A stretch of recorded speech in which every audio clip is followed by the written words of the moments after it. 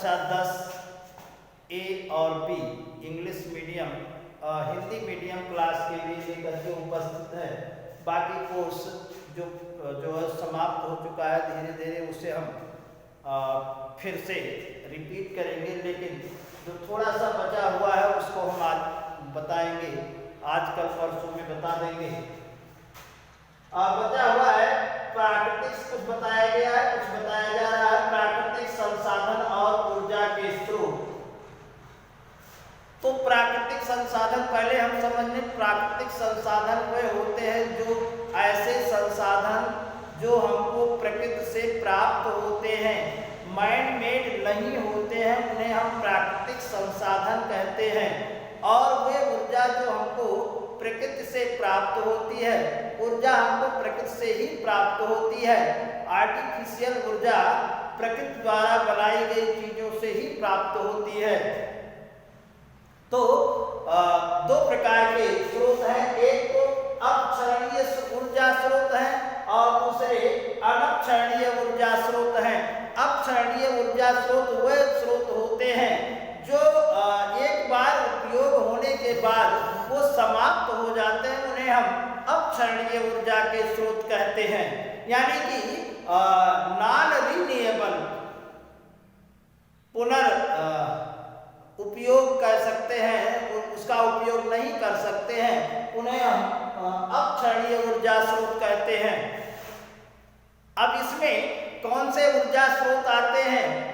अगर हम fossil fuel या जीवाश्म ईंधन की बात करें तो ये अपक्षरणीय ऊर्जा के स्रोत होते हैं, क्योंकि ये एक बार उपयोग के बाद ये तुरंत समाप्त हो जाते हैं, पुनः इनका उपयोग नहीं हो पाता है, इसलिए इन्हें हम अपक्षरणीय ऊर्जा के स्रोत कहते हैं। अपक्षरणीय ऊर्जा के स्रोत की मात्रा बहुत सीमित है। पृथ्वी पर 29% भाग ही जो है स्थल है उसी में पाए जाते हैं, तो इनकी मात्रा सीमित है, इसलिए इनका उपयोग भविष्य में बहुत दिनों तक नहीं किया जा सकता। और अगर नहीं किया जा सकता तो नए नए ऊर्जा स्रोत की खोज हमको करनी पड़ेगी। तो फॉसिल फ्यूल अर्थात जीवाश्म ईंधन ये अपक्षरणीय ऊर्जा के स्रोत हैं। और इस आधार पर फॉसिल फ्यूल में कोल यानी कोयला उष्मा उत्पादन के लिए या हीट प्रोडक्शन के लिए विद्युत संयंत्रों को उपयोग चलाने के लिए इसका उपयोग किया जाता है, यानी ऊर्जा प्राप्त करने के लिए।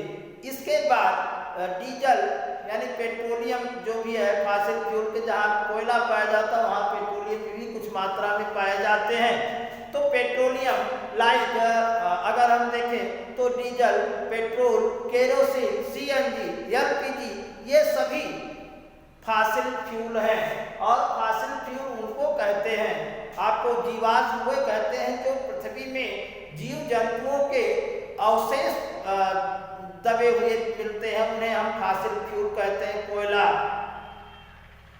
पौधों का अवशेष है, अन्य चीजें भी जो है पौधों के अवशेष के रूप में प्राप्त होती हैं जमीन से, पृथ्वी से, इन्हें हम फॉसिल फ्यूल कहते हैं। और इनका उपयोग हम विभिन्न कार्यों के लिए करते हैं, जैसे मोटर व्हीकल, यान के लिए, वायुयान के लिए, ये सब ईंधन सीएनजी, पीएनजी या एलपीजी गैसें ये अपक्षरणीय ऊर्जा के स्रोत है, यानी इनका एक बार उपयोग कर लेने के बाद ये पुनः समाप्त हो जाते हैं और फिर इनका उपयोग नहीं किया जा सकता है। इन्हें हम नॉन रिन्यूएबल ऊर्जा के स्रोत कह सकते हैं या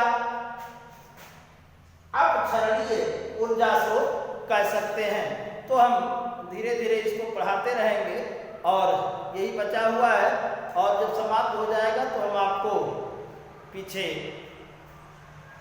परीक्षा की तैयारी कराएंगे। धन्यवाद।